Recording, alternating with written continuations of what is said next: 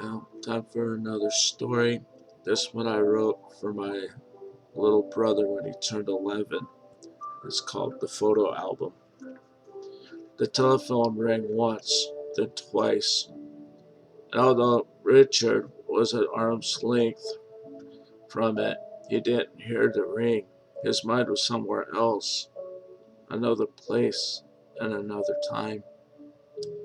Richard was closing in on 50 with gray thinning hair and a body that hadn't seen exercise for over 5 years. He looked old for his age, beaten down. He was an he was an unhappy man in an unhappy marriage. Barbara, his wife of 20 years, ruled him with an iron hand almost from the beginning of their marriage. There was no affection given. Richard could no longer remember why he married her or if he had ever loved her. She reminded him often that he was not providing her with the things other wives received from their husbands, and told them again and again that he was not making enough money. Richard had thought of leaving his wife, but was afraid of the consequences. He was a coward at heart, really, so he stayed with Barbara for the past 15 years. Richard escaped reality by looking through his photo albums and reminiscing the good times before he met his wife. He was young then and had little responsibility. He was free. Nobody beat him down. Richard was looking through one of his photo albums that brought his memories back to the autumn of his second year at the university. It was the best year of his pitiful life. It was the happiest memory he had, and he began to focus on that memory. He remembered the air to be cool and fresh. The leaves would soon change colors and make the landscape brilliant with their yellows, oranges, and reds. Autumn was his favorite season, mostly because he had fallen in love. Richard could smell the freshness of the air and feel its revitalizing coolness. He found himself on campus of the university where he had met Helen. He was walking toward the water fountain where he and Helen spent time talking, hugging, kissing. He noticed the girl sitting on the bench facing the fountain and stopped in his tracks. She looked like Helen, but that was impossible. Richard hadn't seen Helen for 25 years. She would have aged, but the girl he saw appeared to be in her early 20s. The resemblance was uncanny. Maybe this girl was Helen's daughter.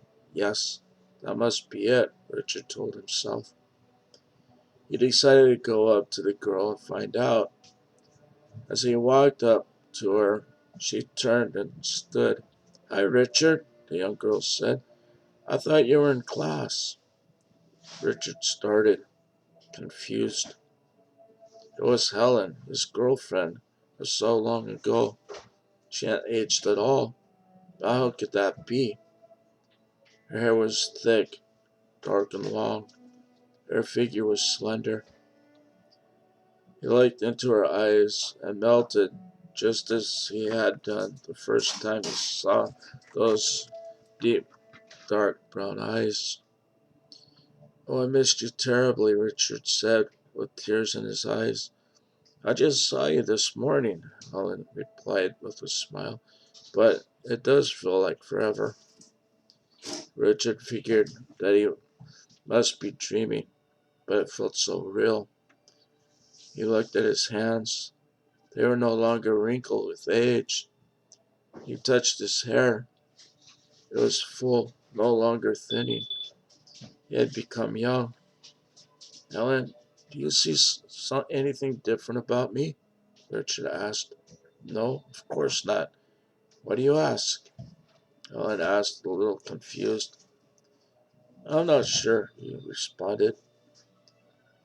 I'll be all right. Maybe I just need to sit down. The two sat on the bench.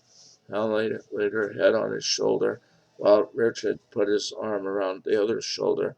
If this is a, if this is a dream, I don't want to wake up, Richard thought to himself.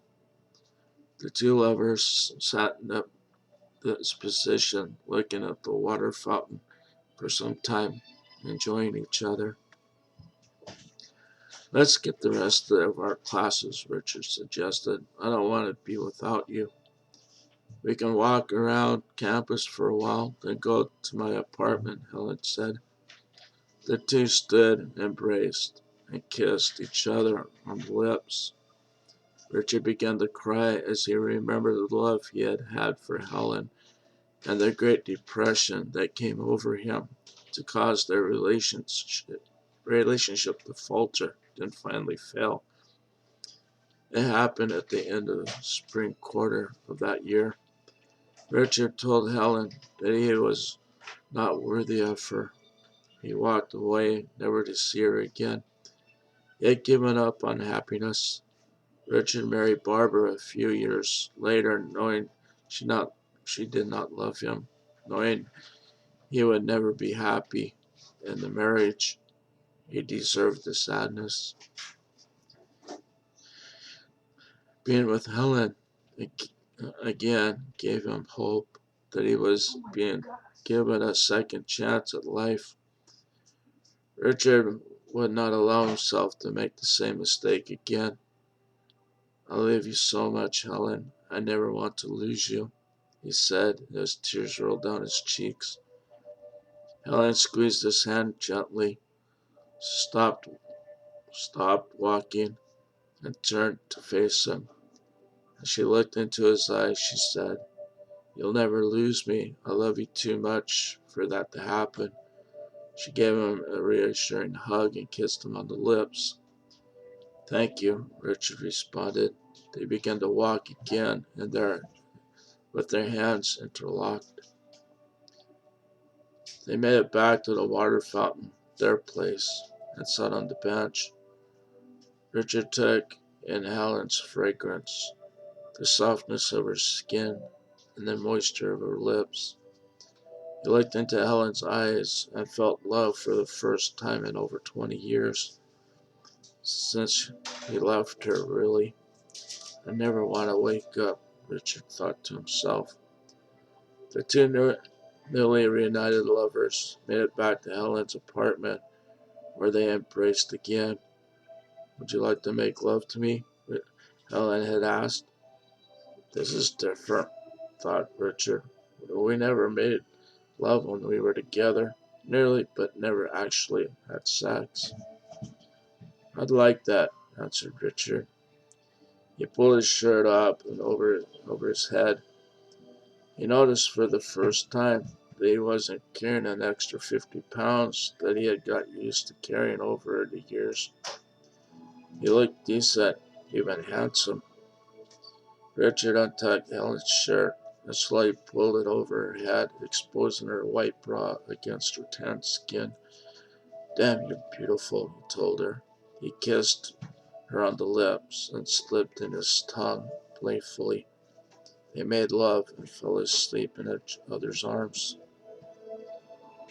In the quiet of the early morning, Richard heard a shrill voice. Answer the damn phone, you lazy good-for-nothing, shouted Barbara. The phone rang 6, then 7 times, then went dead. Sorry, I didn't hear it, Richard apologized. What? It's right beside you. Are you deaf or just stupid? His wife asked condescendingly. You are a worthless fool, she continued. The dream felt so real, Richard thought. Why did I have to wake up? Are you listening to me? Barbara asked. Or are you daydreaming again? That's all you're good for anyway. There was a hopeless look on Richard's face, depression, worthlessness, beaten.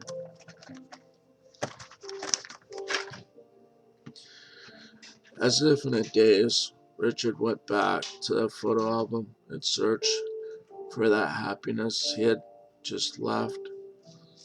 Soon he was with Helen again. She was just waking up. The unhappy memories of Barbara faded until they were dead. A smile found its way onto Richard's face as he went into the peaceful world of his photo album memories.